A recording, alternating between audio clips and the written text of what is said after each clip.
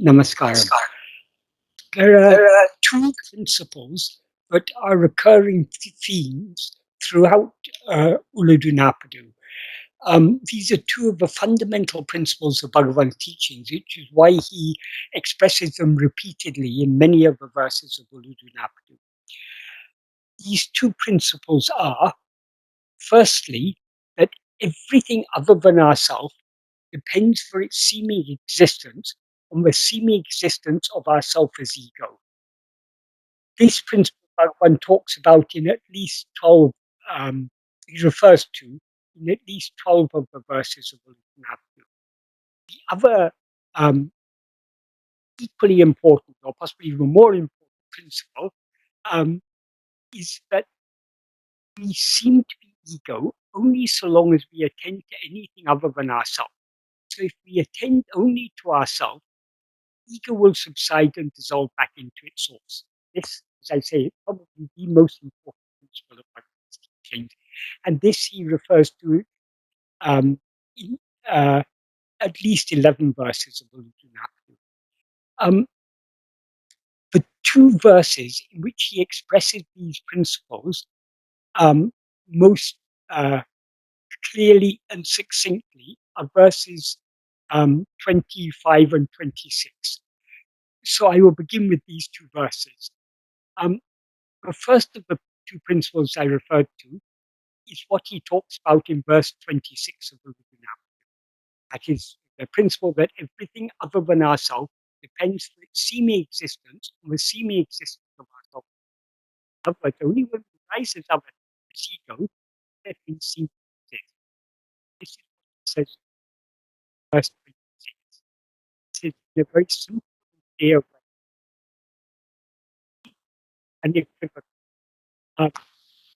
it's a very radical teaching, but Bhagavan teaches it very, as I say, very clearly and uh, uh, unequivocally in this verse 26, and also in many other verses, but particularly verse 26. What he says in 26 is, Ahandayundayin anatamunda. Ego comes into existence, everything comes into existence. Ahandayin into an atom. Ego does not exist, everything does not exist. Handaya yavam. Ego itself is everything. Adalal yadu vidu in nadalai upadal yavam eno. Therefore, know that investigating what is by this he means this what this is giving up everything. As I say, this is one of the most. This and verse 25 are probably the two most important verses of Ulladu because they're the two verses in which he summarizes what he says in so many other verses. That is, we all are aware, but I mean, we can all understand from our own experience, but other things exist only when we rise and stand as ego. Reiki, we have risen as ego, and therefore we are aware of the existence, or at least the semi-existence of other things. In sleep, when we do not rise as ego, we're not aware of anything other than ourselves. We're aware of in sleep is only I am, nothing other than I am. So there's ego is that pure, that fundamental awareness I am mixed with adjuncts. So since there no since nothing other than I am exists in sleep, exists or shines in sleep, there is no ego. Well, there's no ego, therefore there's nothing else. This we are all we can all understand this from our own experience. But don't know this from our own assume that actual assume even when we're not there, it still exists. That's not actually exists.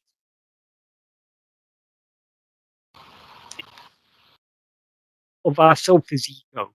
So when we do not rise as ego, nothing else seems to exist. Nothing else exists at all. That's why he says, if ego comes into existence, everything comes into existence. If ego does not exist, everything does not exist. Everything here means everything, all objects, all phenomena, everything other than our fundamental awareness I am, which is what alone exists without any change. Then in the third sentence, he says, ego itself is everything. Why does he say ego itself is everything? Because the uh, ego existence that appears as all other things. That is, other things do not have any existence independent of ego. So they all borrow their semi-existence from the semi-existence of ego. We can understand this with a, an analogy. Um, Gold appears in the form of many ornaments, but uh, those ornaments have no independent existence. They seem to exist only because of the gold. They derive their semi-existence from the semi-existence of gold. If you take away the gold, then there's no ornament. Um, so just like ornaments, I mean, this is a very inadequate analogy because here we're talking about material. It, just as ornaments do not exist independent of gold. Gold alone, which appears as the ornament, objects or phenomena do not exist independent of so itself that appears. Sort of, you can also understand, for example, in sleep, in dream, we see uh, a whole world in which we see ourselves as a person in that world. We see so many other people and so many events happening and everything. So long as we're dreaming, these things seem to be existing independently of ourselves. They seem to be existing out there. We assume that the world we are seeing is a permanent world, we care whether we see it. That's our assumption, so long as we see it, it seems real, so long as we dream. Then we wake up, we realize that that dream world has no existence apart from our own mind, just our own. In other words, seeing ourselves as we as seeing ourselves likewise, our present state, just so seeing our present state, us with it, uh, then yes, us seeing ourselves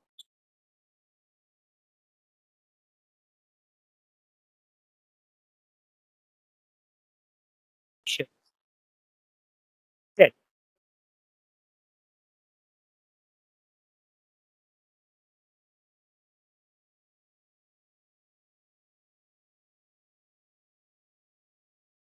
uh, set this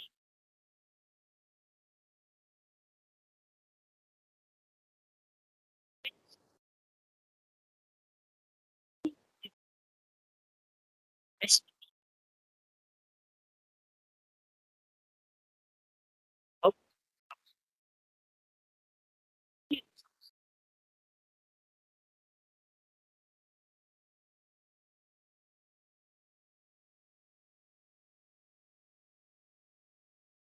set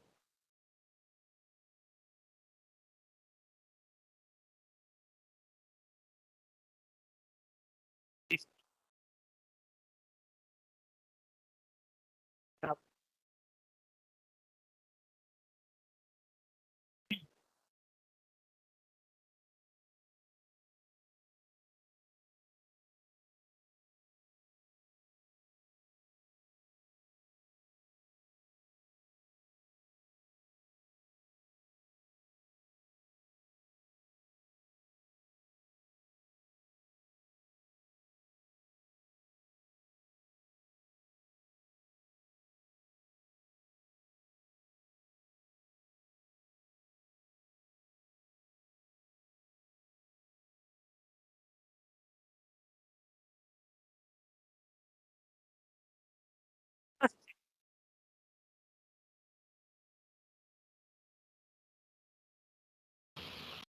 up everything.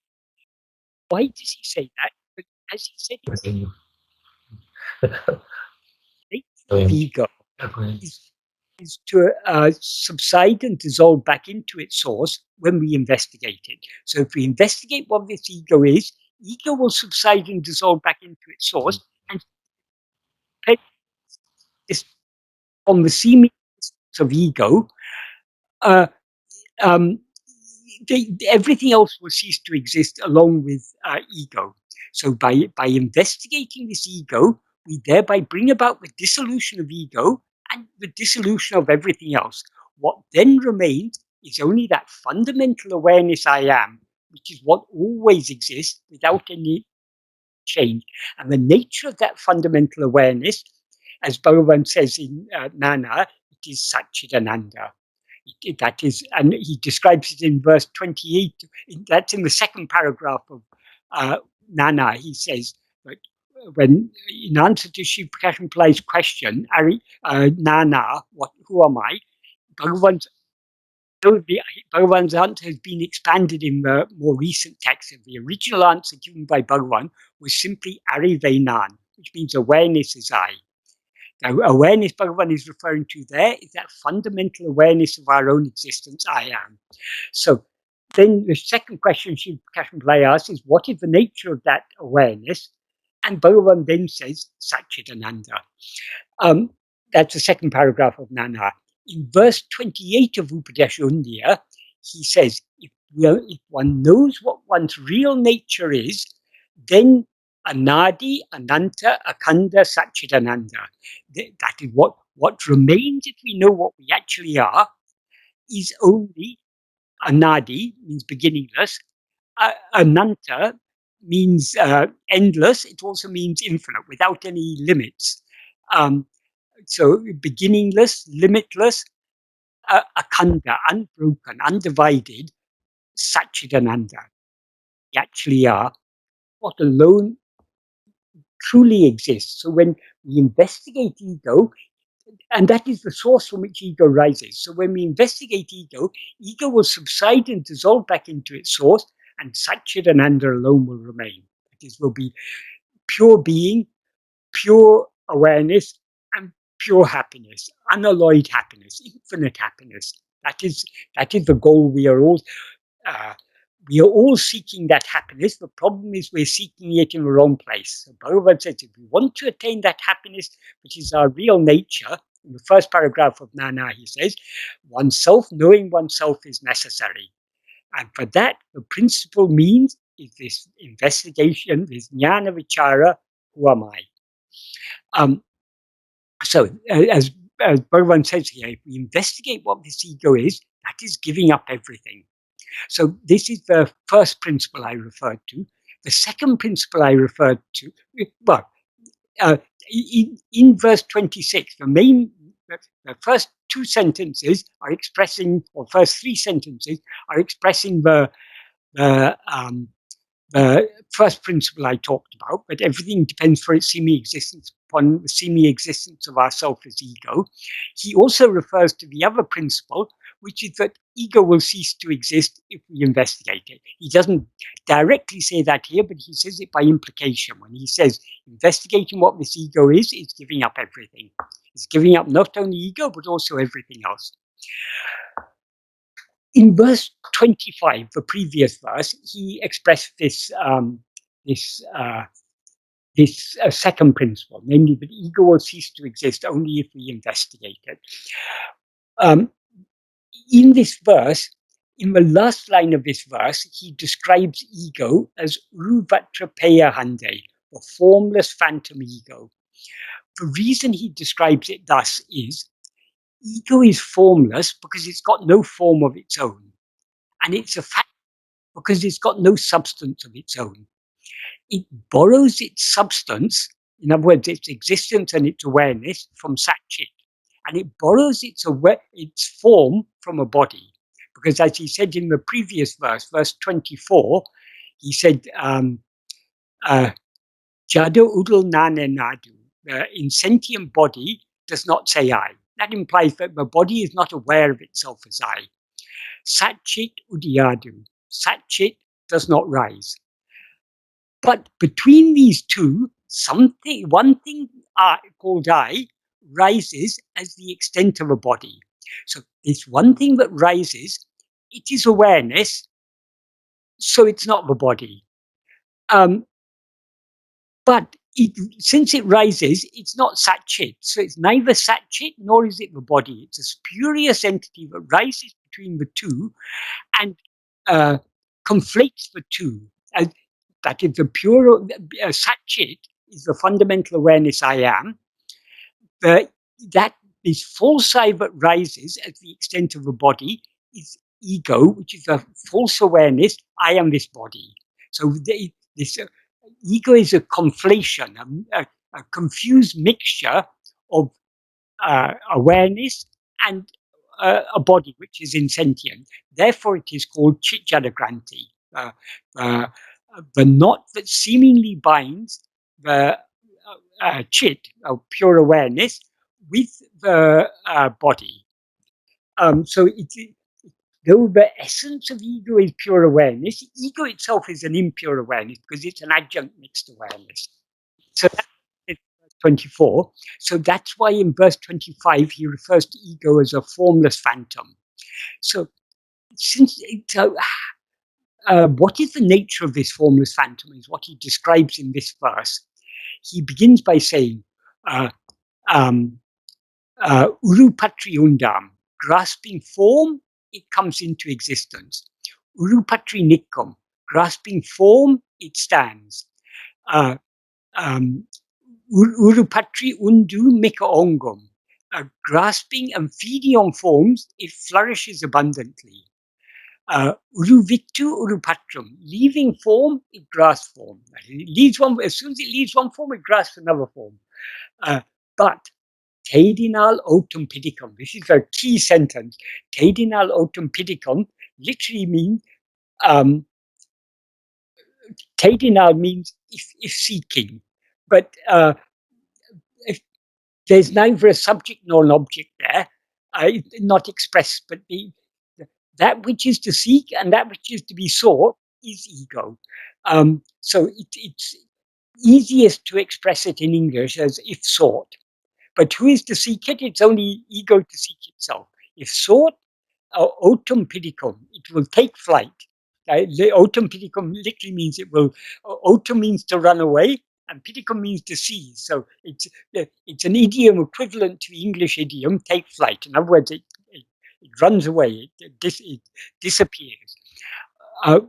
Or we can express it another way. That is when, so long as we are attending to anything other than ourselves, in other words, so long as we are grasping form, because all forms are things other than ourselves. Ego is a formless phantom.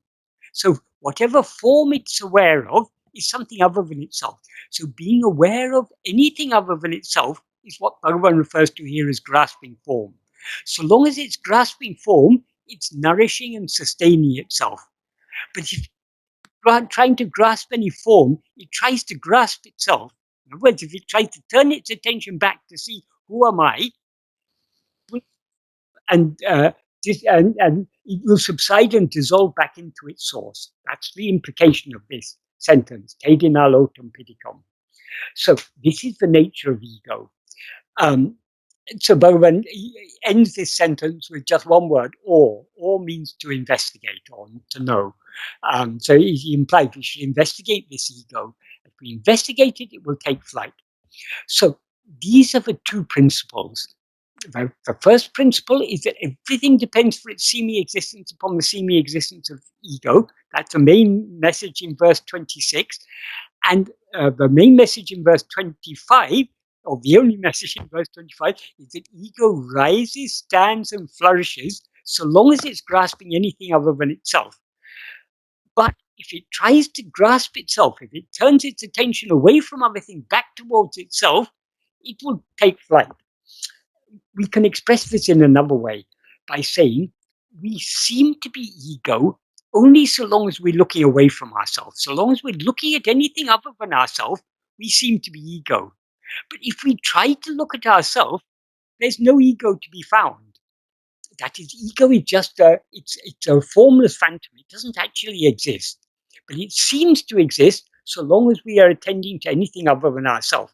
If we attend to ourselves, if if in a if in the if in the dim light of dusk we're walking along a path and we see something on the path that we take to be a snake, so long as we don't look at it carefully, it will seem to us to be a snake and it will cause us fear. How to overcome that fear? We have to look at it very carefully. If we look at it carefully enough, we'll see, oh, it's just a rope. It never was a snake. Likewise with ego. So long as we do not look at it carefully enough, it seems to be the knower of all these forms. If we look at it carefully enough, we will see it is just pure awareness. Though I say it means here means I. That is, now we experience ourselves as ego.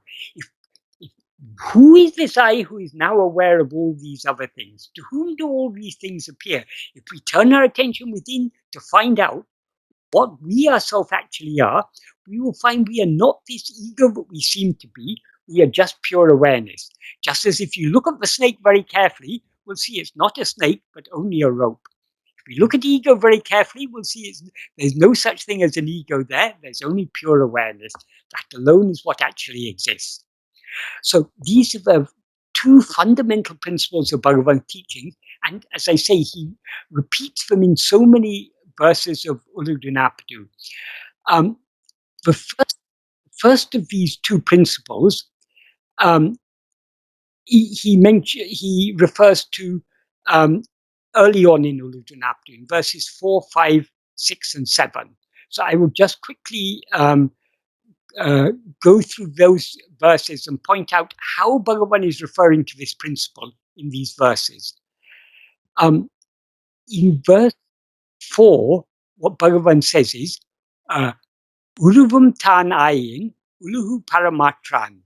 If oneself is a form, the world and God will be likewise. What does he mean here by if oneself is a form? That is, in verse 25, he describes ego as a formless phantom because it has no form of its own. But ego never rises without grasping a form as itself. The first form we grasp is the form of a body, which we take to be ourselves. So long as we rise as ego, we mistake ourselves to be the form of a body, and consequently, the world and God also seem to be forms. So the world seems to be something out there, and God seems to be something other than ourselves. Only because we have limited ourselves as a form of a body. Because in the next sentence he says, Tan Andrel, if oneself is not a form, Uvatrin Uruvate kan Urudul Yavan, Evan. If oneself is not a form, who can see their forms and how? In other words, Bhagavan is teaching us here a very, very important principle, that forms appear only when we mistake ourselves to be the form of a body. And of course, we mistake ourselves to be the form of a body only when we rise as ego. So the reason why the world and God seem to be formed is because we've risen as ego and mistaken ourselves to be a form. In sleep, we don't rise as ego. Therefore, we don't experience ourselves as a form. Therefore, we don't experience world and God as forms. We experience them as forms only when we rise as ego. And in the state of formlessness, there's no separation between ourself and world and God, because it's only the forms that make us seem to be different. The whole problem, what Bhagavan is indirectly pointing out here, it's a problem that we have risen as ego and identified ourselves with a form. Therefore, all other forms come into existence. And he then says, he asks a rhetorical question, Kannalal Kakshiondo, can the seen be otherwise than the eye? This is in a cryptic way in Tamil, but Bhagavan explained it. What he means by asking this question is that the nature of whatever is seen will be the same as the nature of the seer. So if the seer sees itself as a form, it will see only forms. If the seer recognizes itself as formless pure awareness, It will see only formless pure awareness, nothing other than that. And then he ends this verse by saying, the word he uses for I means here means EYE. He's using the organ of sight as a metaphor for awareness. So the word I here means awareness. So when he says, "Can the seen be otherwise than the eye?" he means, "Can what is seen be of a different nature to what is seeing, the perceiver?" So, but then he ends this verse in the last sentence. He says, um, um, he says, "Kan adutan antamila kan." What that means is the I, implying the real awareness, is oneself, the infinite I. Infinite I means, again, he's talking about the I here is the word, or in Tamil word is kan, that means the organ of sight. The infinite I, what is infinite is formless. Has a form, is thereby finite. But if a thing is infinite, it has no form, because form is what limits something, what makes one thing appear distinct from another thing.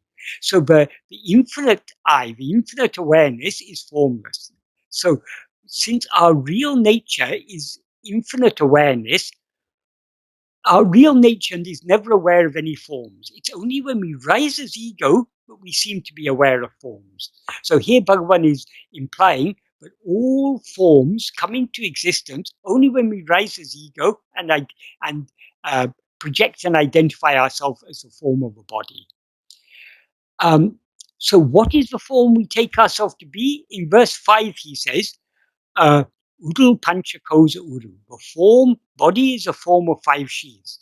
That is, Bhagavan often said, ego is nothing but the false awareness, I am this body. That is, that which is aware of itself as I am this body is ego.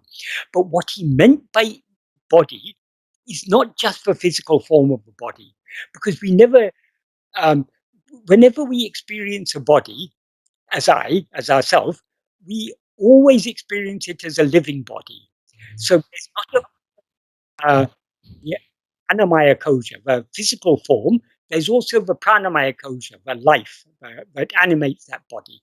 So, and we never experience a sleeping body as ourself. It's always a body that's awake. So when the body is awake, that means the mind, intellect, and will are functioning within it. So when we experience a body as I, it's not just the physical form, it's all these 5 sheaths. That is the annamaya kosha, that's the physical body, the pranamaya kosha, the life that animates it, manomaya kosha means mind. Here, the sense of the gross sense of thinking, remembering, and so on. Um, uh, the intellect, the vijnanamaya kosha, that is the faculty of mind that distinguishes one thing from another, that judges and discriminates and distinguishes one thing from another. That's intellect. And the subtlest of all the 5 sheaths is the anandamaya kosha. That is what is otherwise called chittam, or will. That is the totality of all our vasanas. That is what makes up the Anandamaya kosha or chittam. And that is called Bhakarana Sarira, because those vasanas are the seeds that give rise to everything else. So all the 5 sheaths in seed, that all the other 4 sheaths in seed form are the Karana Sarira, the will, or the vasanas. Vasanas are what sprout us all our likes, dislikes, desires, and so on. So vasanas are the seeds that give rise to everything else. Vasanas means our inclinations. And Bhagavan often talked about Vishaya vasanas, our inclination to be aware of things other than ourselves. Because the nature of ego is grasping form. As ego, we're always inclined to grasp form. Grasp form means to be aware of Vishayas. Um, so all these 5 collectively a body. That is, when we experience ourselves as a body, we don't, though we can distinguish the body from the prana, from the mind, from the intellect, from the will, we experience them all collectively as ourself. That is, we say in one sentence, I'm sitting here talking and thinking um, and wanting this. We've just about covered all the five sheaths in one sentence. We refer to each one of the five sheaths as I, but not as five separate eyes, but all as one eye. So we experience the whole body collectively. The whole bundle of five sheaths is what we experience as I. So Bhagavan says the body is a form of five sheaths. There, Udal Panchakosalu, the body is a form of five sheaths. Adalal, Udal Ennum Solil, Adalal Eindum Udal Ennum Solil Adongam. Therefore, all five are included in the term body. And then he goes on to say, Udalandri Undo Ulahum. Without a body, is there a world? And then in the next sentence, he says, Udal Victu Ulate Kanda Ularo. Kararu. Kararu means say. So say, leaving the body, is there anyone who has seen a world? So here Bhagavan asks two rhetorical questions. In the first one, he says, without a body, is there a world? In the second one, he says, without a body, has anyone seen a world? So here he's talking, here he's emphasizing that we are all aware that we never see a world except when we experience ourselves as a body. When in waking and dream, we experience ourselves as a body and consequently we see a world. In sleep, we don't experience ourselves as a body and consequently we see no world. So we're aware that without a body, we don't see a world. But Bhagavan also implies in the previous sentence when he says, without a Udalandri Ulam Undo, he's emphasizing that not only do we not see the world, there is no world when we don't identify ourselves with a body. That is the appearance of the world, of names and forms, is dependent upon our identification of ourselves with the body. So again here, Bhagavan is emphasizing the same principle that he's taught us in verse 26, that all other things depend for their semi-existence upon the semi-existence of ourself as ego. In verse 6, he goes on the same principle. He says, I'm Pulangal Uru. The world is a form of five sense impressions. Thereunto, nothing else. That is, what we know as the world is nothing but the five kinds of sense impressions. That is, sights, sounds, smells, tastes, and tactile sensations. If you take away all these, where is there any world? The world that we experience is nothing but these five kinds of sense impression. That's why Bhagavan said the world is a form of five sense impressions, not anything else. In other words, Bhagavan's emphasizing there is no world existing independent of our perception of it. And our perception of the world is these five kinds of sense impressions, sight, sounds, and so on. And then he says in the next sentence, those five sense impressions are impressions to the five sense organs. Since the mind alone perceives the world by way of the five sense organs, is there a world besides the mind? That is, the world is nothing other than perceptions. And those perceptions, who is the perceiver of all perceptions? It is only the mind. Mind here means ego, the I that is aware of all other things. That is, so the world is nothing but perceptions, and perceptions are perceived only by mind or ego. So, is there a world besides the mind? In other words, there's no world independent of ego. It's only when we rise as ego that we perceive a world.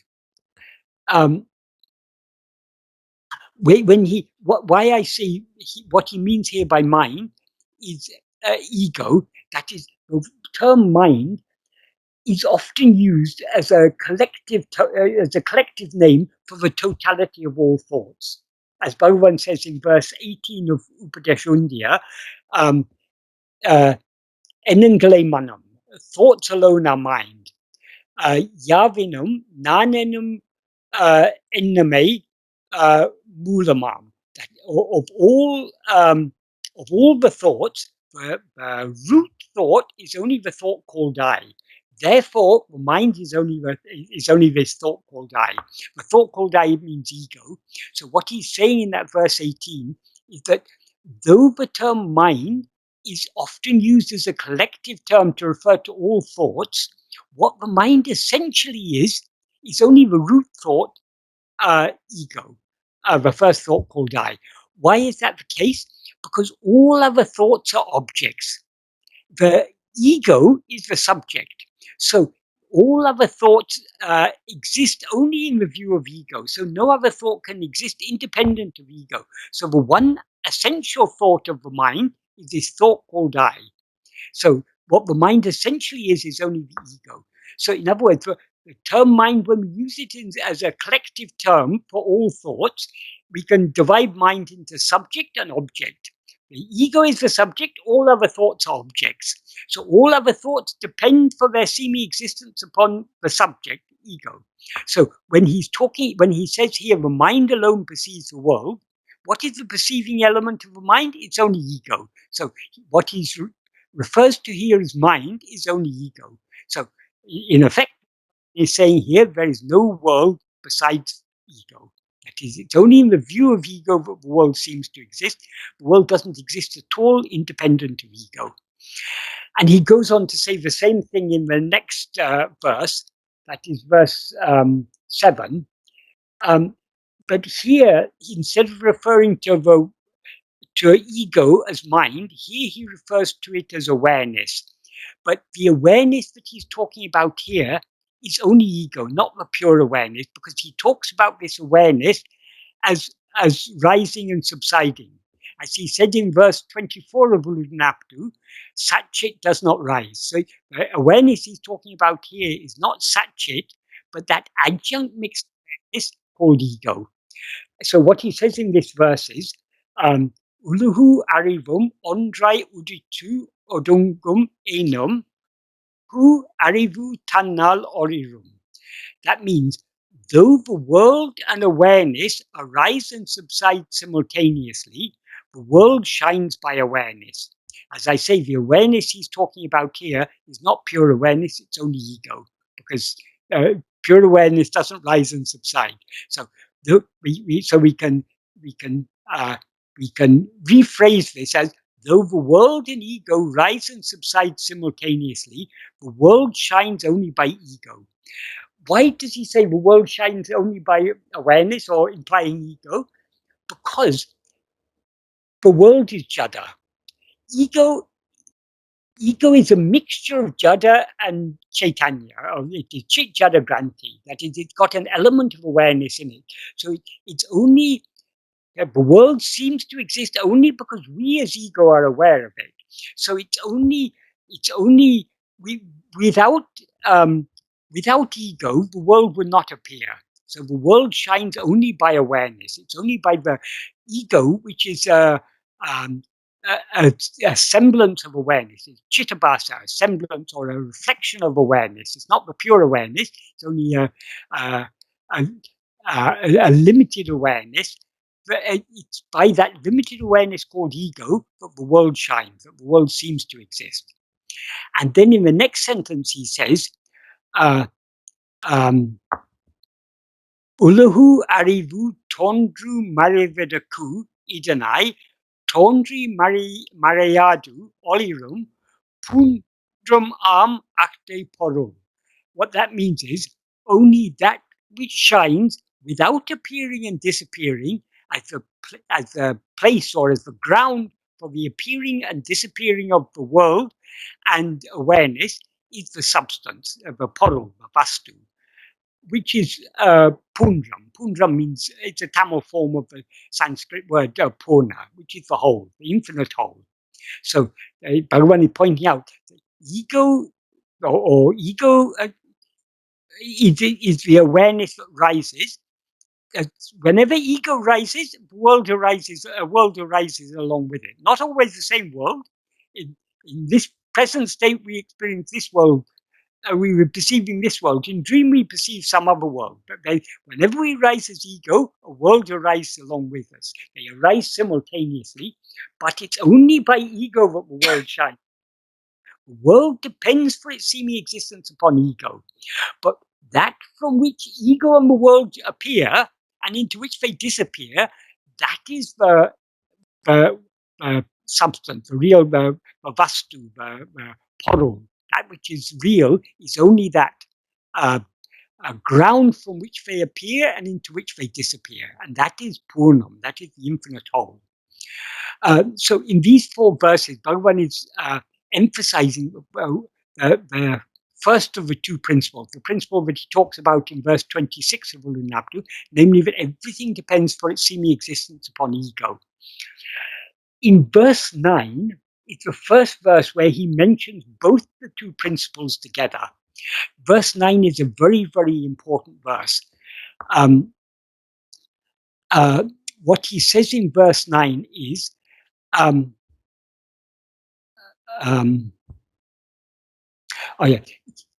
that is, in verse 9, he's referring to an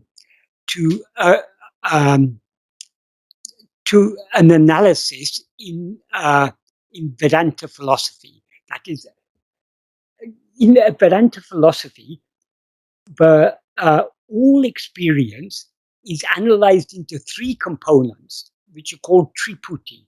The triputi are the knower, the knowing, and the known. Or alternatively, that is, sometimes they're referred to as jnata, the knower, jnana, the knowing, and jnaya, what is known. It's also referred to as pramata, which means knower, pramana, which means the means of knowing, and prameya, what is known.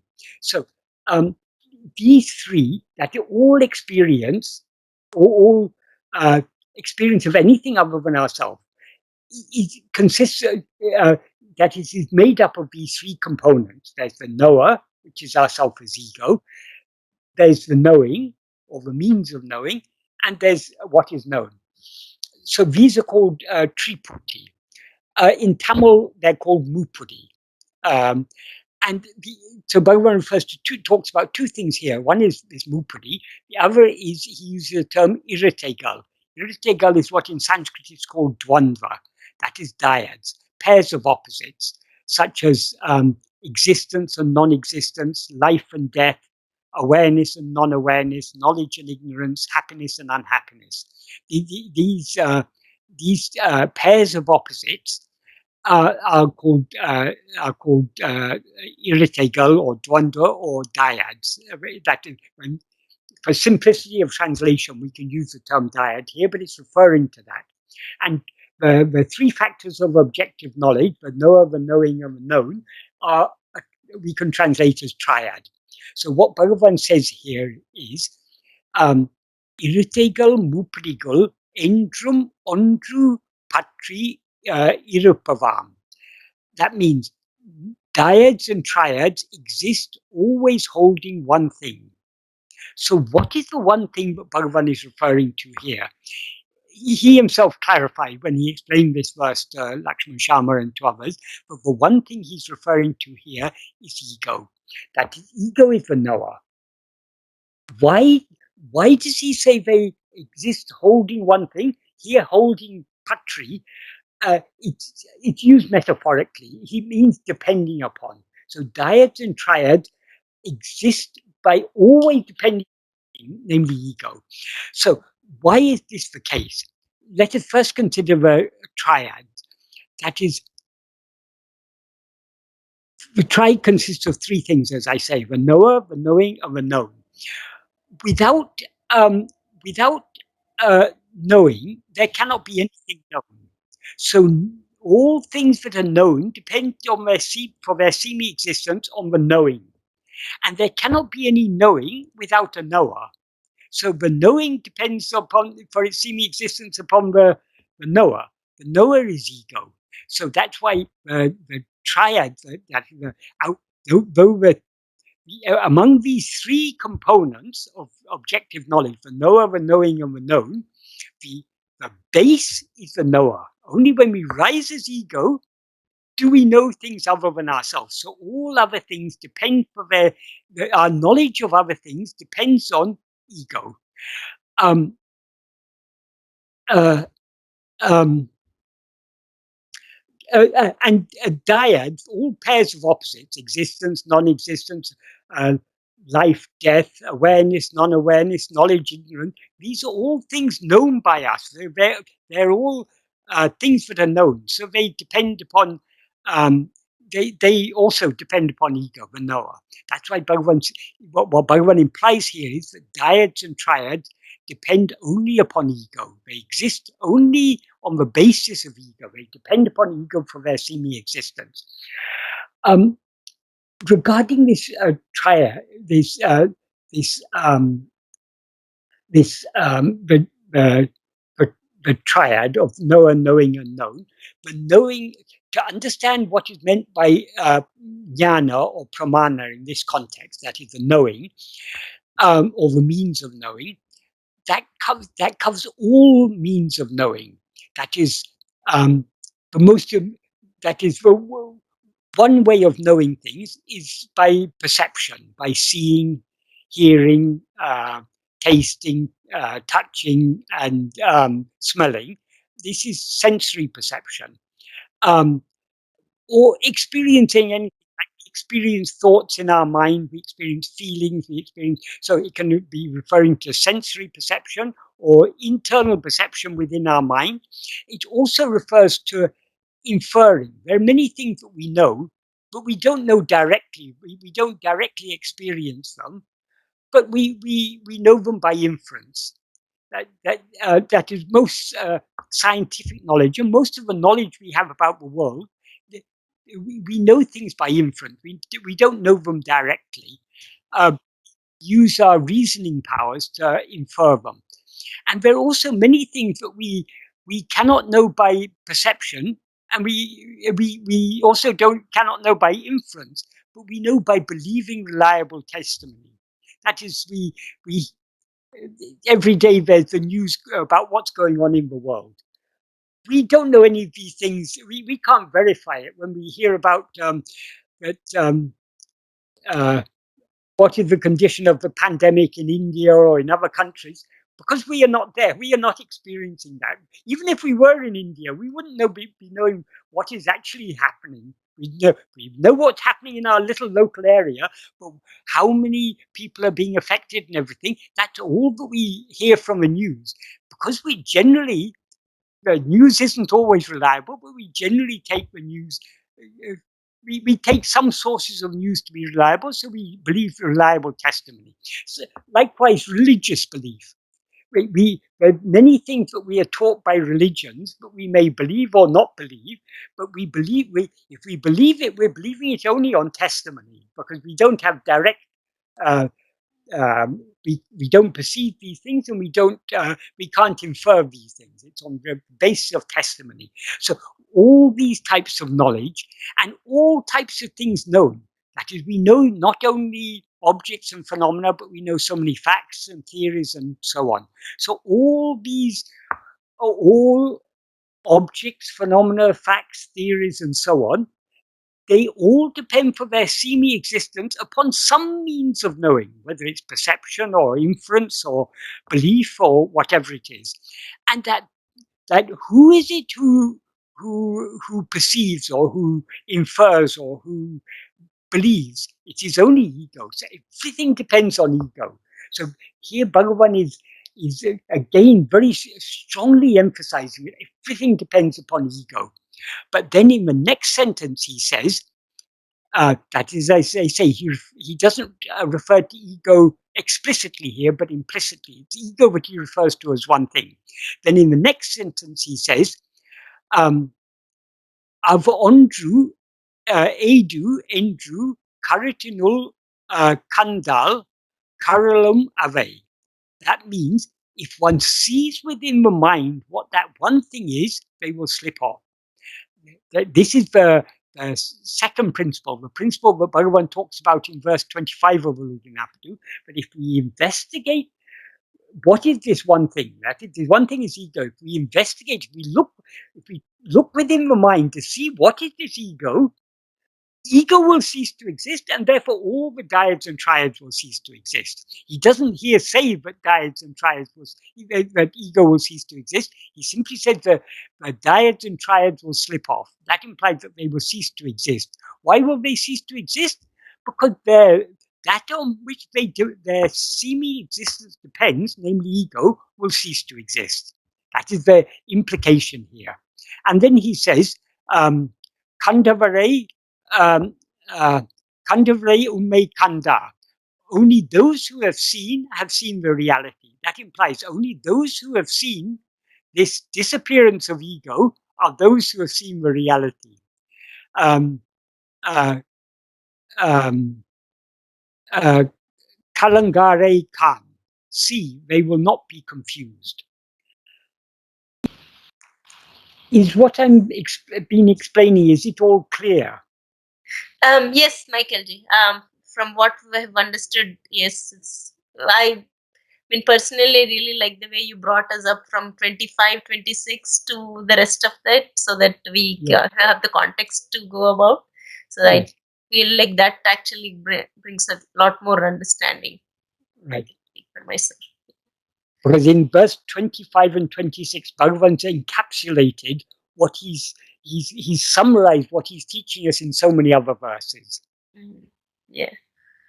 Another verse in which Bhagavan talks about, refers to both of these principles, is in verse 11 of Uḷḷadu Nāṛpadu. That is, he, in verses 10, 11, 12, and 13, he's talking about one of the dyads. One of the dyads, one of the most fundamental dyads, is knowledge and ignorance. So he's talking about those in these verses. And what he says about knowledge and ignorance in verse 11 is, Arivu urum tanne Uڵḷadu, ayale arivadu ariyame. That means not knowing oneself, who knows. In other words, not knowing the truth of ego, who knows. Knowing other things is ignorance. So knowing anything other than ourselves, according to Bhagavan, is not knowledge, it's only ignorance. Ariyame, Andri Arivo. Besides, can it get, except ignorance, can it be knowledge? Is what he means. Then he goes on to say, Arivu Ayaku, Adara Tanne Arya, Arivu Ariyame Arum. That means when one knows oneself, the support for knowledge and the other here means ignorance, the support for knowledge and ignorance will cease. Here in this sentence, he's expressing both of these principles. That is, when one knows oneself, that means when we know, he says oneself, the support for knowledge and ignorance. The support for knowledge and ignorance is ego. So, but what he means by when one knows oneself, when one knows the reality of oneself, ego. So when we know the reality of ego, which is the support for knowledge and ignorance will cease. That is, if we investigate ourselves and know what we actually are, knowledge and ignorance will cease. Why? Because they depend for their semi-existence upon our semi-existence as ego. Only when we rise as ego is there knowledge and ignorance. About knowledge and ignorance here means knowledge and ignorance about things other than ourselves. In sleep, there's neither knowledge nor ignorance because there's nothing to know or to not know. So sleep is a state of knowledge and ignorance. It's a state of pure awareness. So when we don't rise as ego, there's no knowledge and ignorance. Knowledge and ignorance arises only with knowledge and ignorance about other things arise only when we rise as ego. So if we investigate this ego and know the reality of ego, knowledge and ignorance will cease. It's the implication here. So again, here Bhagavan is referring to both of these principles. As he does in many other verses. The next verse in which he refers to both of these principles together is another very, well, all these are important verses, but this is a very, he expresses things very, very clearly in this verse. Verse 14. In verse 14, he's talking about first person, second person, and third person. In Tamil, tanmay literally means selfness. That is the first person. Munilai literally means what stands in front. That's second person. And padake is what spreads out. In other words, the third person. Uh, Here, what Bhagavan means by these three terms. Obviously, Bhagavan is not talking about grammar here. He's not talking about first person, second person, third person. So, in a grammatical sense, he's talking in a philosophical sense. So, second and third persons means anything other than ourselves. The things that we perceive directly are second persons. The things that we don't perceive directly, but we believe in or infer the existence of, uh, or we remember in the past or whatever, they're all third person. What is spread out. So Munila is what's immediately presented to us, whether the thoughts in our mind or the material world in front of us. The padake, the third person, is all the other things that we have knowledge about that we don't have a direct experience of now. But the important one is tanmay, the first person. First person here means ego. So what he says is, tanmay undel, unile padakegal tam. If the first person exists, second and third person will exist. In other words, if the subject, ego, exists, object, the second and third persons will also exist. Without the subject, there's no object. So the objects depend on the subject. The second and third persons depend for their semi-existence upon the semi-existence of ourself as the first person, namely. So this is the first principle, the principle he talks about in verse 26 of the chapter. Then in the next sentence, he refers to the second principle, the one he refers to in verse 25 of the What he says in the second sentence is, Tanmayin unmaye aindu tanmay ari. That means if the first person, if, or I'll put it this way, if one's self-investigating the reality of the first person ceases to exist. That implies if, if a first person ceases to exist as a result of one's investigating the first person, investigating the reality of the first person. What does he mean here by the tanmay and unmay? Reality of the first person. First person is ego, the mixed awareness, I am this body. In fact, in the kaliveṇbā version of this verse, he, he, he, he adds, he extends the first sentence by saying, he describes the first person as Uḍڵ ennum attanmai. That first person called Uḍڵ, the body is I. So what there in the kaliveṇbā version, he's referring specifically that he's clarifying what he means by first person. Only that also then is clarified. So when he talks here, in the second sentence, investigating the reality of the first person, tanmayin unmay, the reality of the first person, I am.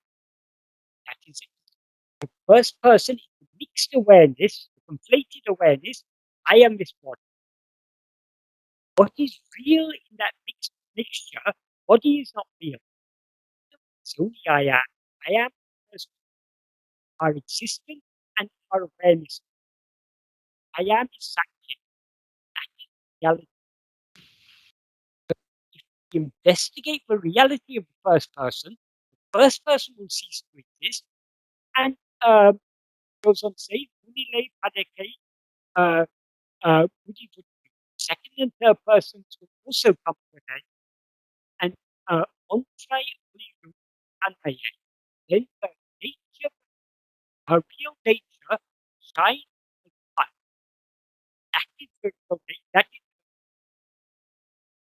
the state of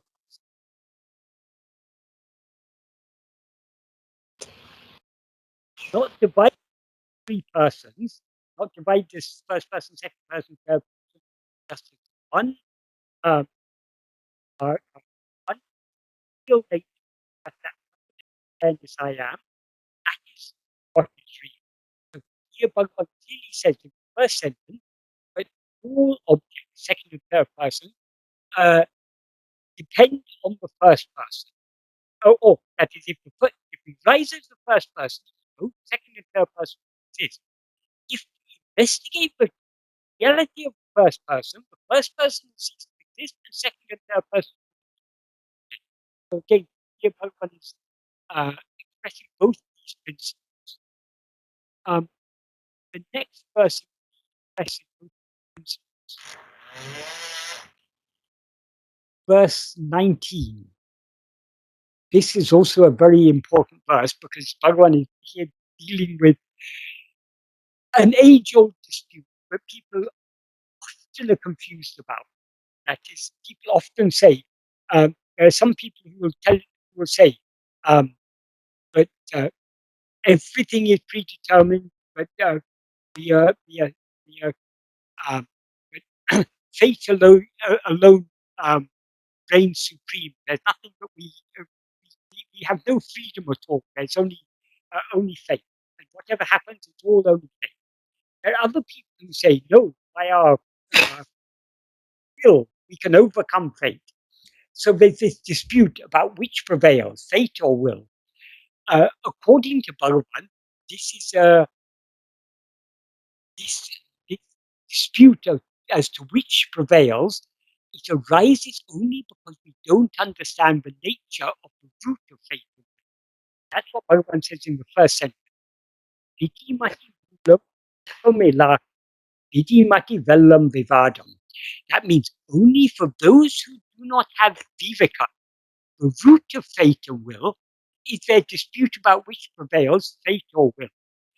Uh, Viveka here means the discernment, ability to discern what is the root of will.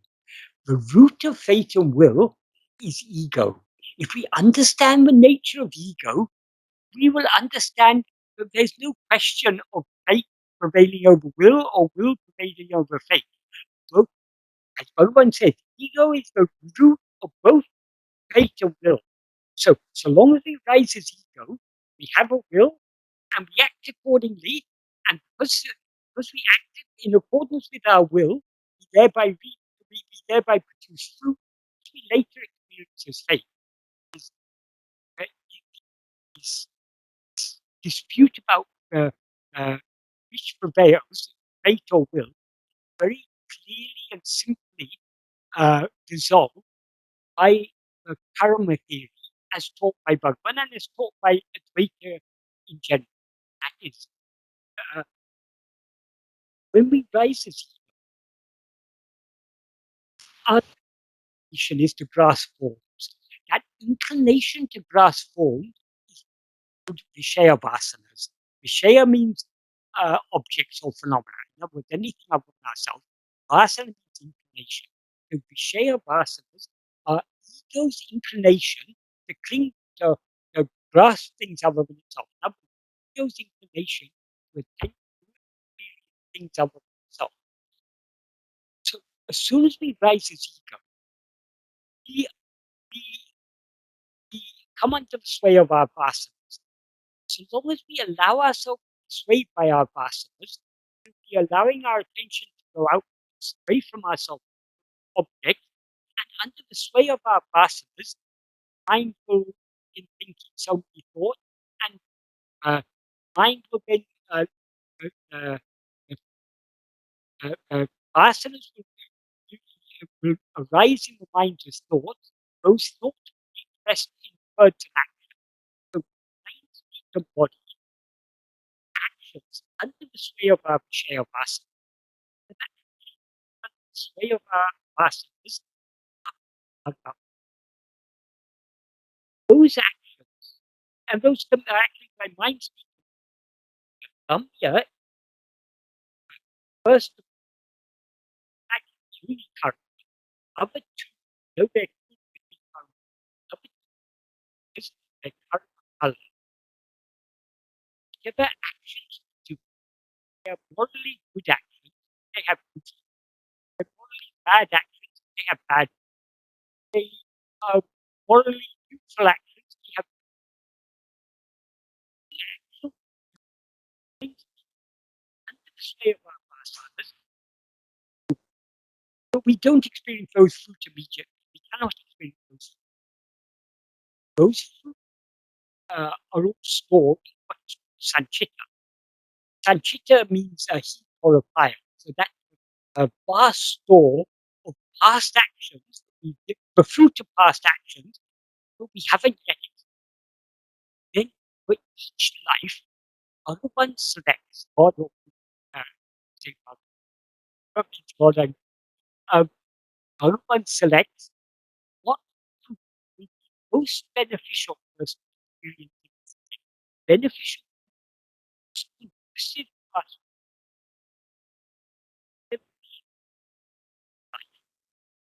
So those fruit selected by Bhagavan us to experience.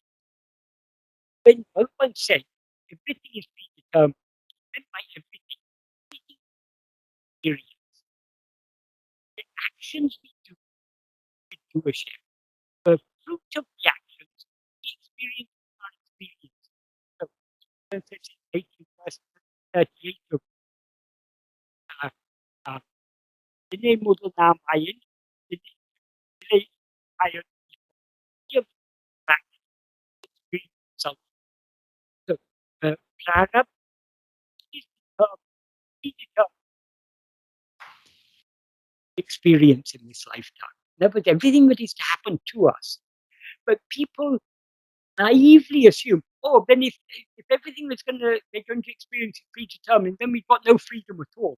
That is not, that is a misunderstanding. We do have freedom. We don't have freedom to change anything. But we have freedom to want to change it and to try to change it. The freedom to want to change it is what Bhagavan called Icha Swatantra. And the freedom to try to change it is called Kriya Swatantra. Kriya Swatantra means the freedom to do what we want. Why do we want it? Because we want to experience something. So uh, each, each Kriya Swatantra comes under mati, under the will.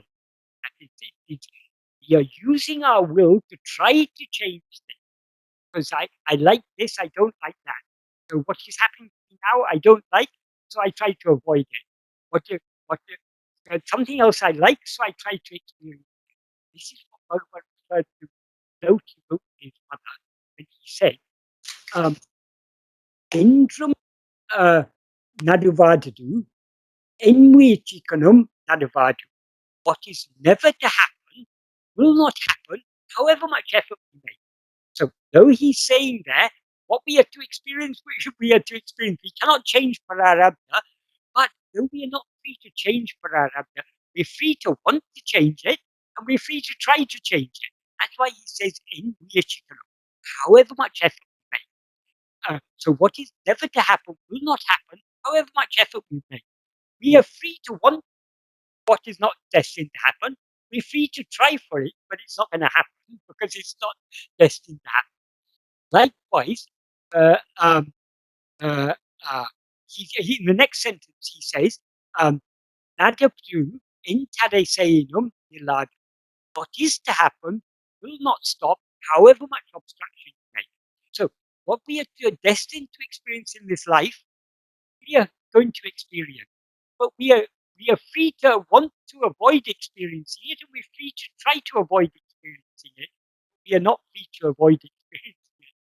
We have the freedom of will and the freedom of action, not the freedom of changing anything. So there's absolutely no conflict between fate and will. They're two different domains. What we are to experience, that is, that is fate, that is what we want to experience and try to experience, that is what it comes under will.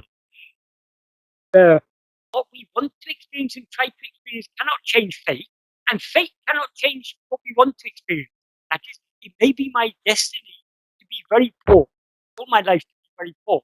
That doesn't stop me wanting to be rich. It doesn't stop me trying to, but it does stop me being rich because it's not my destiny to be rich. So however much I try, I cannot be rich because it's not my destiny. If it's my destiny to be rich, even if I don't want to be rich, even if I give away all my money, somehow more money will come to me. So destined to happen, won't happen.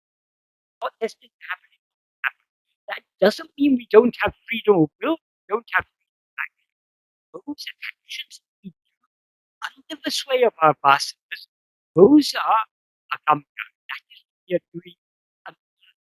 Uh, that is what Bhagavan is referring to here, will.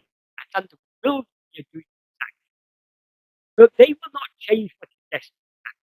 So that's the nature of ego, and when ego has vasanas, and consequently it does actions in accordance with its vasanas, and consequently it has to experience both fruit. If we understand this, then there, there will be no question of there being any there'll be no room for any dispute about which prevails. Fate prevails in its own domain, will prevails in its own domain. Domain of what we are to experience, fate prevails. The domain of what we want to experience will prevail. Simple as that. There's no conflict at all.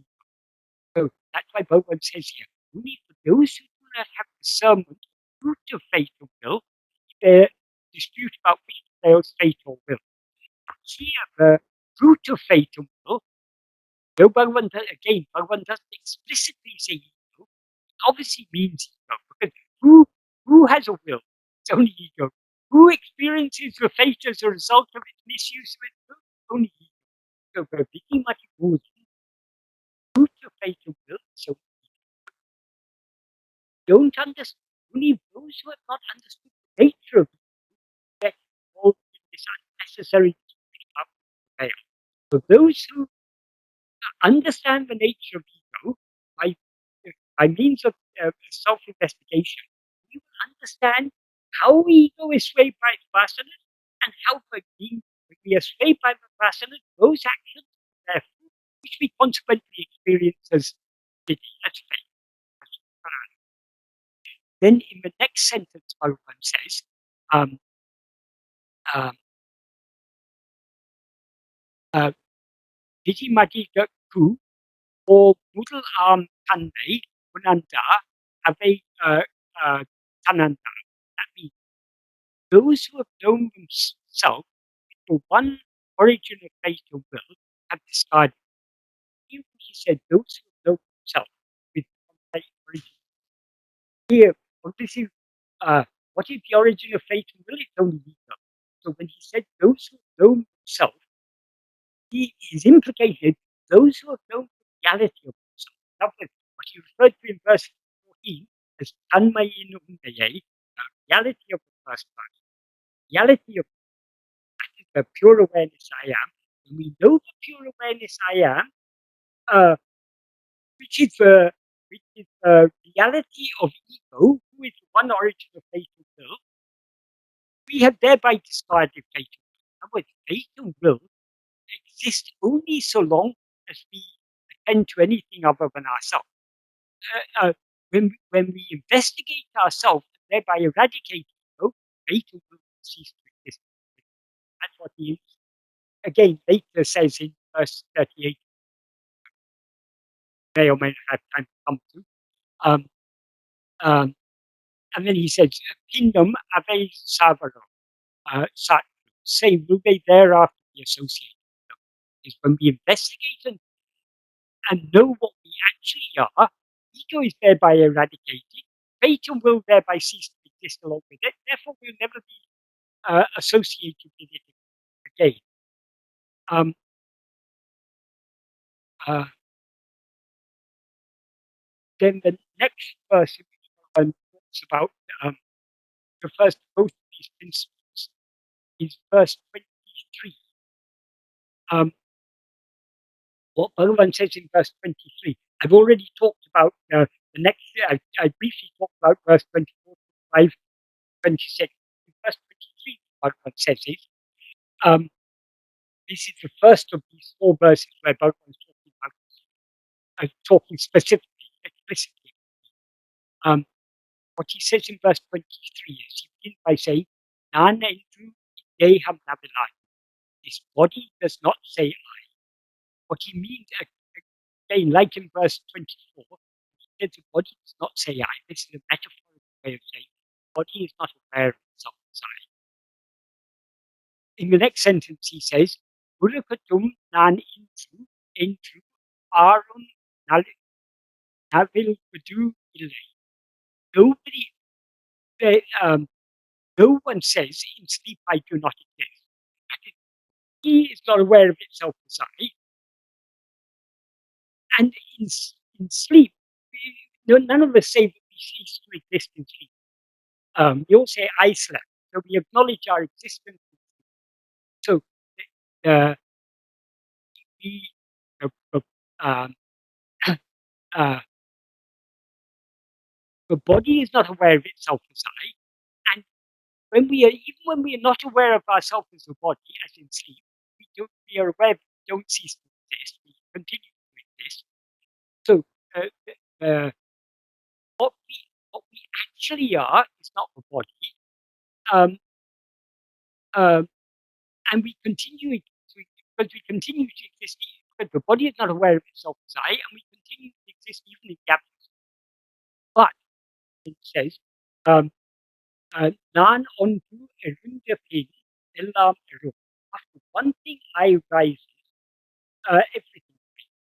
This is the principle that he says in verse 26.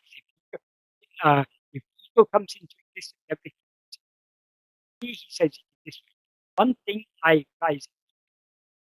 So, but this one thing I is not the body, because the body is not aware of itself as I, and it's not the I continues to exist in sleep, because it's the rising I. The I that continues to exist in sleep exists in all the three states. That is what he refers to in the next verse as Satchit. The thing called I that rises, that is ego, and after that rises, everything rises. Then he ends this sentence by saying, contemplate by a subtle mind where this I rises. That is in the non erum into unmatiyal end. Where does this I rise? Ego can only rise from ourselves. It cannot rise from anywhere else. What exists in sleep is only ourselves. Ego rises in waking and dream and subsides in sleep. So it rises from and subsides in ourselves. And if I am. So when he says contemplate by a subtle mind where this I rises, he should investigate fundamental awareness I am, from which ego rises. And he said, means mati here means contagious mind or intellect, the power of discerning. And nun means subtle, refined, sharp, sight. Keen, keenly focused mind, really self-attention in order to investigate this this this fundamental awareness I am, which is the source of which I rise. In the kaliveṇbā version of this verse, Bhagavan says, Bhagavan extended this last sentence. Instead of just saying, contemplate with the subtle mind where this I rises, he says, Nan into erum into dummatial enna. Yes, whereas he, remember he said en, he ended with en. Investigate.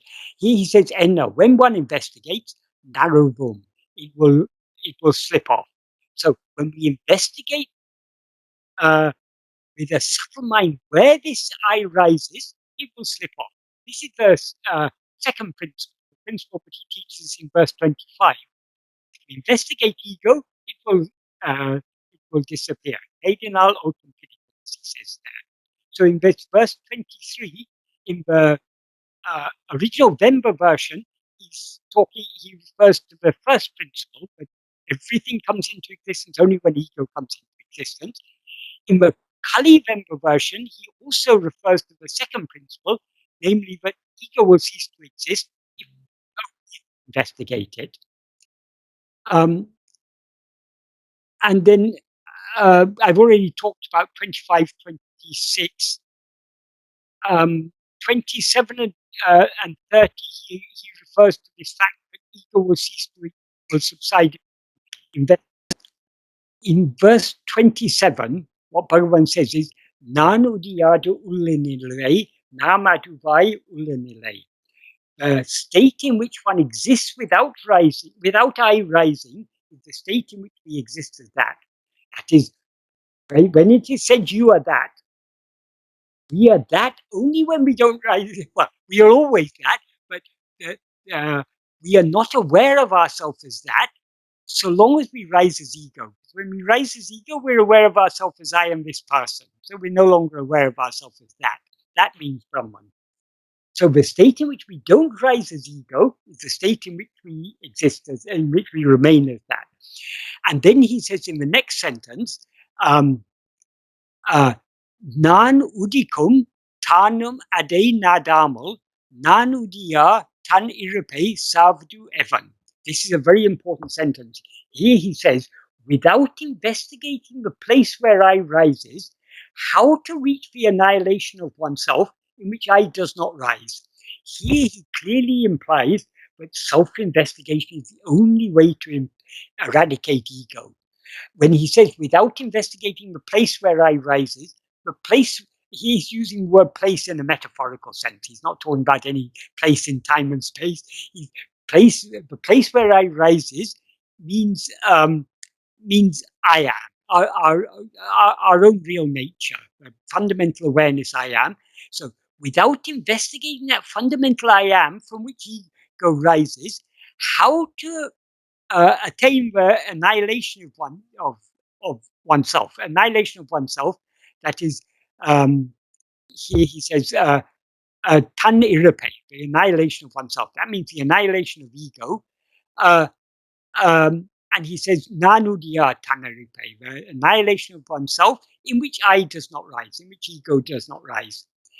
And then he goes on to say, sarama, without reaching that state in which I does not rise, that state of annihilation, tan aduam tan nilil nipadu evan satru. Say how to, without reaching that state, how to stand in the state of oneself, in which one is that. So if we want to experience ourselves as Brahman, we need to cease rising as ego. In order to cease rising as ego, we need to investigate the source from which ego rises. The source from which ego rises is only that fundamental awareness I am. If we investigate that, we thereby bring about the annihilation of ego, and thereby we remain in our natural state, which is the state in which we are Brahman. And in verse 30 also, Bhagavan, in verse 30, what Bhagavan again refers to this second principle, but ego will cease to exist if we investigate it. What he says in verse 30 is, Nana enna manum uļļadu Nāṛpadu. When the mind reaches the heart, inwardly investigating who am I, nanam avan tale nanumura. When he who is I dies, nanumura literally means bows down in shame, but it implies when it dies, when ego dies, one thing appears spontaneously as I am I. Nan tondrum.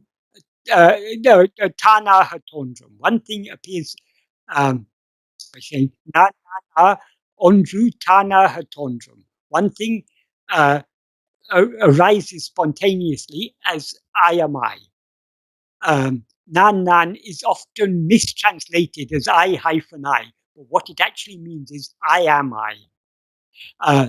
Tondrinum nanandru. Though it appears it is not I. That means though it appears it's not ego. Adu pundra pundra porol. Sorry. Porol pundrum adu tanam porol. That is it. It is the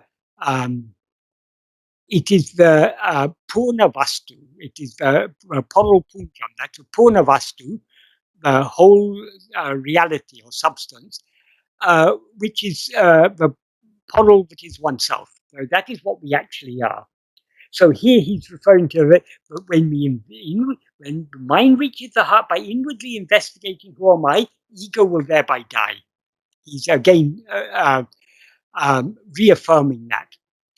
And then in verse 38 and 39, these are the last two verses I wanted to talk about.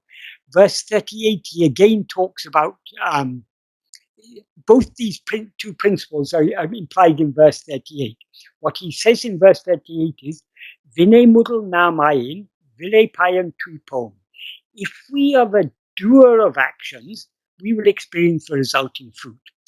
So who is the doer of action? It is only ego. That is, when we rise as ego, we identify ourselves with a body consisting of 5 sheaths. So whatever actions are done by those 5 sheaths, in other words, by mind, speech, and body, we don't have to exactly equate that with the 5 sheaths, but it implies that. If whatever actions are done by mind, speech, and body are experienced by us as actions done by ourselves, because we experience this mind, speech, and body as ourselves. So when he says, if we are the doer of actions, the implication is if we rise as ego and identify ourselves with the mind, speech, and body, which are the instruments of action, we will experience the resulting fruit. So, in other words, the whole karma theory is dependent on our rising as ego.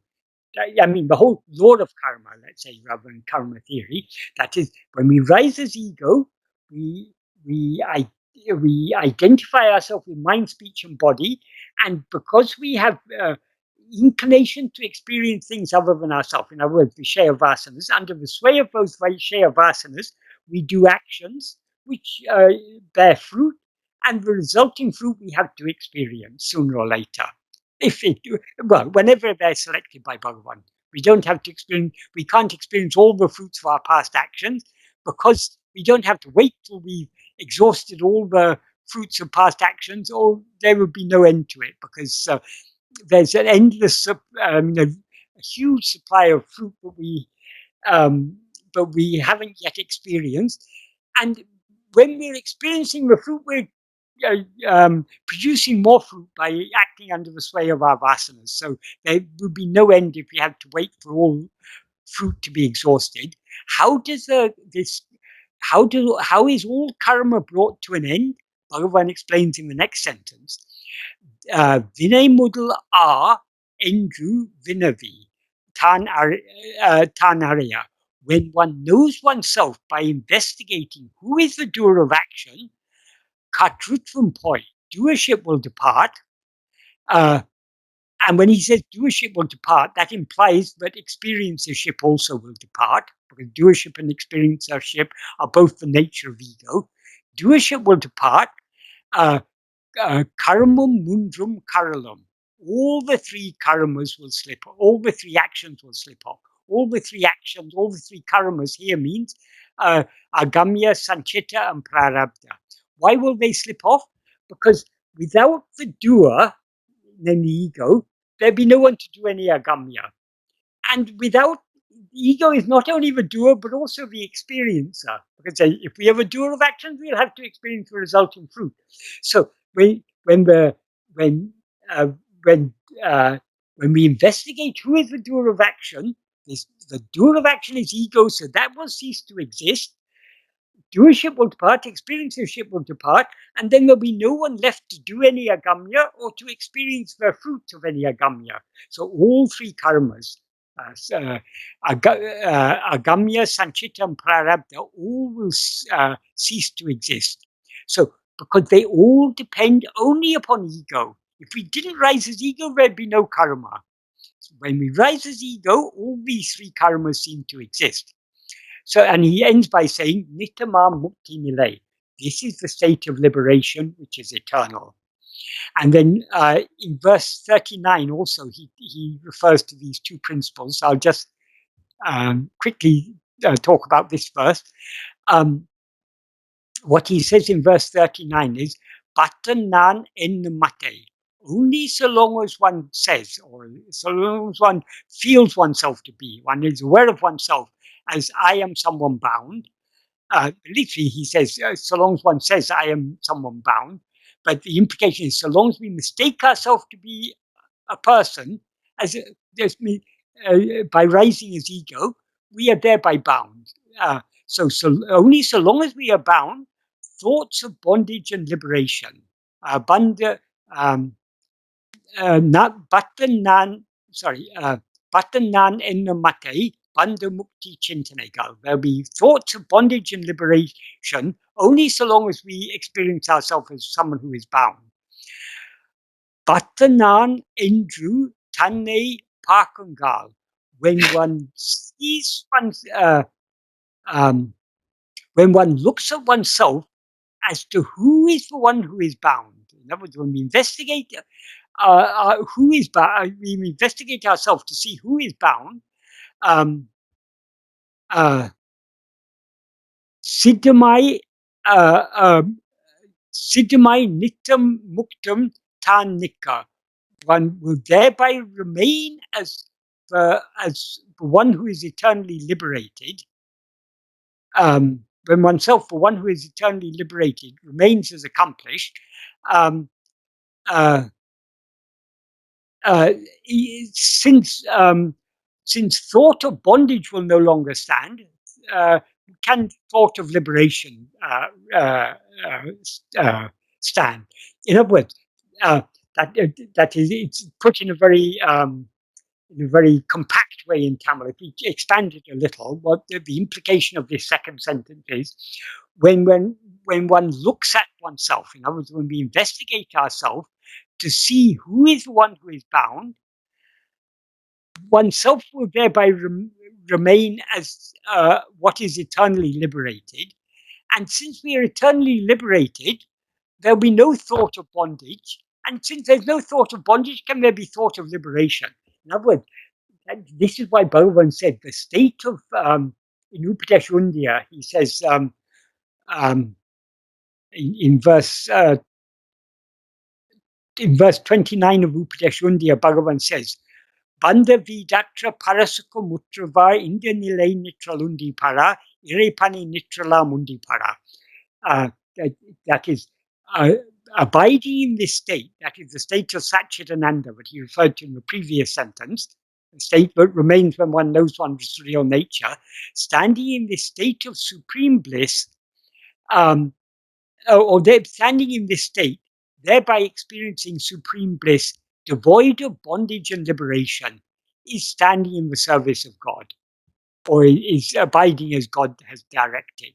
So that is what we are, the state that we will attain when we know what we actually are is a state beyond bondage and liberation. Bondage and liberation seem to exist only so long as there's bondage. Does there seem to be the prospect of liberation? When we know that we were never bound, then there's no question of being liberated. We are eternally liberated. So again, this bondage and liberation. This is one of the dyads that Bhagavan referred to in verse 9. So when we investigate who is the one for whom there's bondage and liberation, only for ego. That is, ego is in bondage, and therefore it wants liberation. When ego investigates itself and knows what it actually is, it will find that it is the ever liberated, pure awareness I am. Then there'll be no question of bondage or liberation, because liberation has a meaning only if there's bondage. If there never was any bondage, there never is any liberation. We are eternally liberated. And what is that liberation? He says in the final verse of Uḻḷadu Nāṛpadu, in verse 40, liberation is nothing but the annihilation of ego.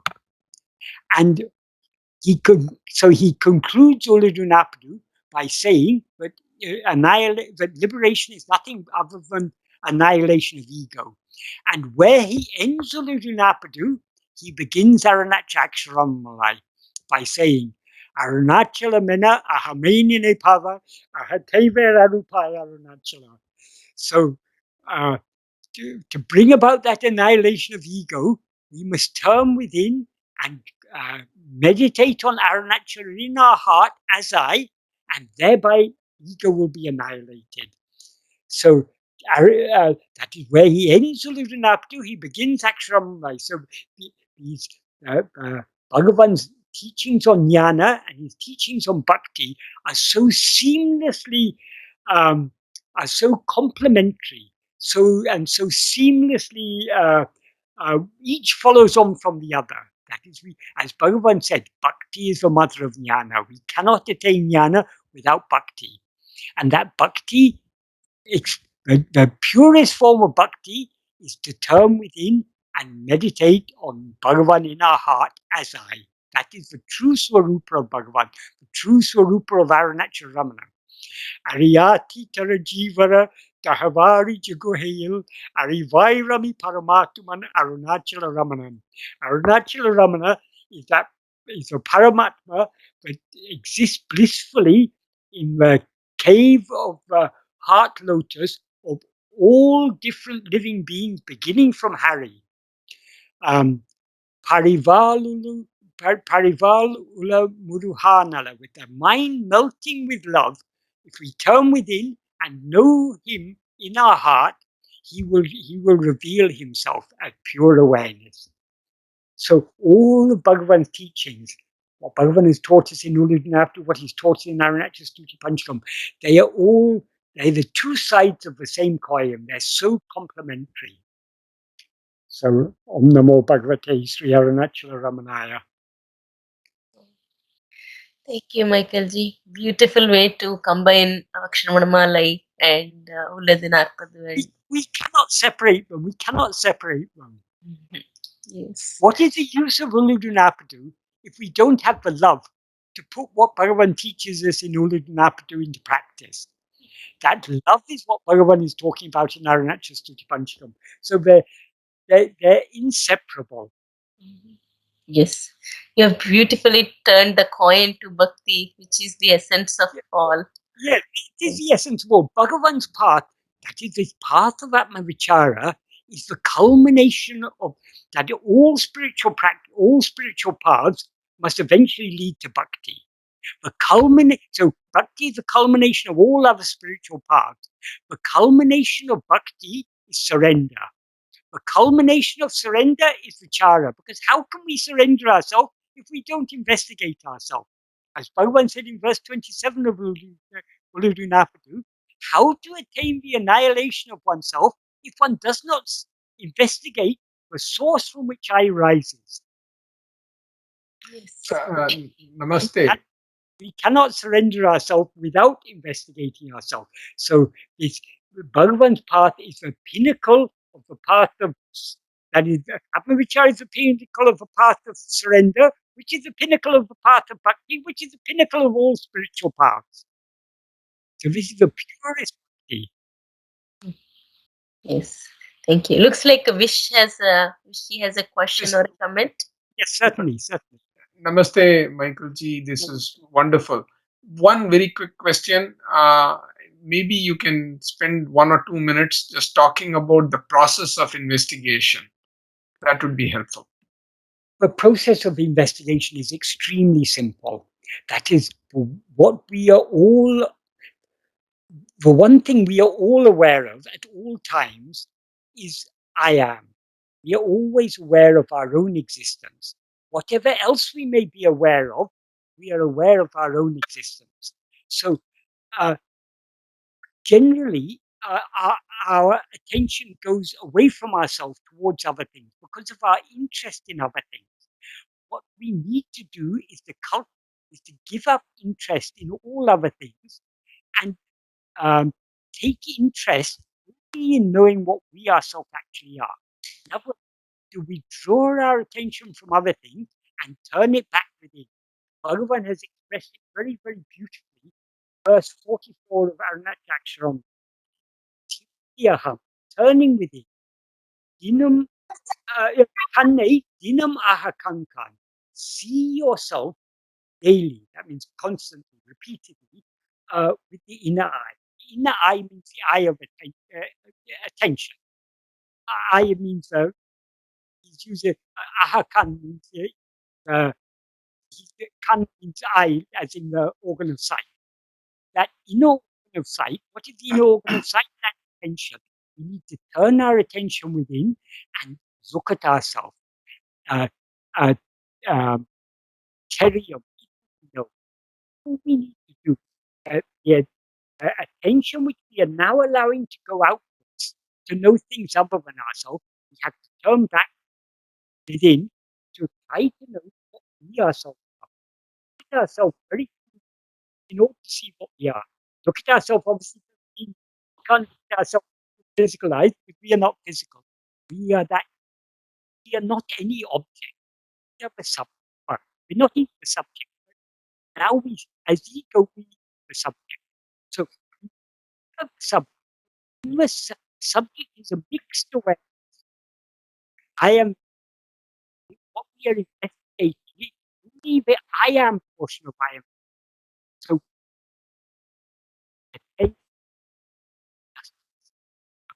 our fundamental awareness of our own,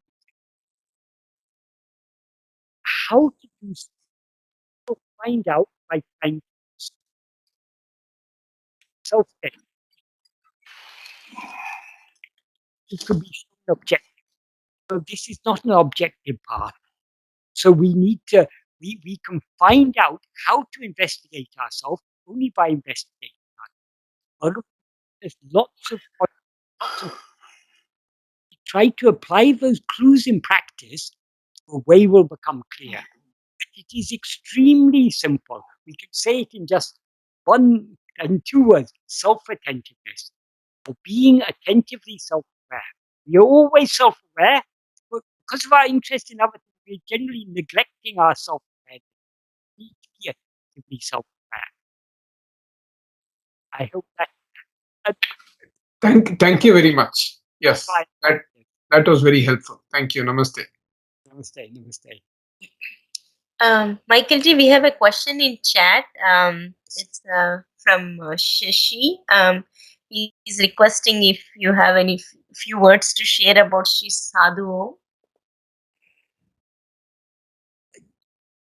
The greatness of Sadhu Om was that he was nobody. He completely effaced himself. He, for him, there was Bhagavan only. He had such all-consuming love for Bhagavan, and he had completely surrendered himself to Bhagavan. So, because of his complete surrender, there truly was no such person as Sadhu Om. What shone through that person, Sadhu Om, was just a all-consuming love for Bhagavan. And that love comes from where? From Bhagavan. So it's the very embodiment of love for Bhagavan. Thank you, Michael G. Love arises clarity. So he also had tremendous clarity of and depth and clarity of understanding of Bhagavan's teaching. So whatever I have understood of Bhagavan's teachings is what I love him. Whatever little love I have for Bhagavan is love, but his love was infectious. He had so much love for Bhagavan, it was infectious. And if you want to really understand Sadhu Om, if you're fortunate to know Tamil, you understand Sadhu Om only by reading all his thousands and thousands of songs and prayers to Bhagavan and songs on Bhagavan. There you can see the depth of his, the intensity of his love, the depth of and so his life, perfect exemplification. Yes.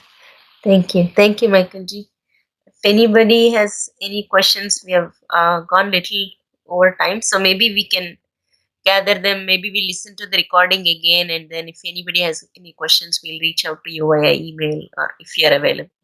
Yes, yes, so I just have a comment, Yes, please. Srimati. Yes, please. Yeah. I just want to give you thanks, Michael G. It has caused me a profound impact, your talk, because the realization that now you gave us in terms of the nature and the reality of ego has been really paramount. And also, I mean, a lot of understanding that what I can tell you is that thank you so much. The all, service that you have provided to us is really invaluable. It's going to have like a long lasting impact in my development. And thank you so much again. all thanks are due only to Bhagavan, because what have I talked about today? I've only talked about what Bhagavan himself has said in Uḷḷadu Nāṛpadu. So it is, we are nothing. Bhagavan is everything. So it's all thanks are due only to him. He is the source of all love and all clarity. So namaskaram to Bhagavan. Thanks to Bhagavan only.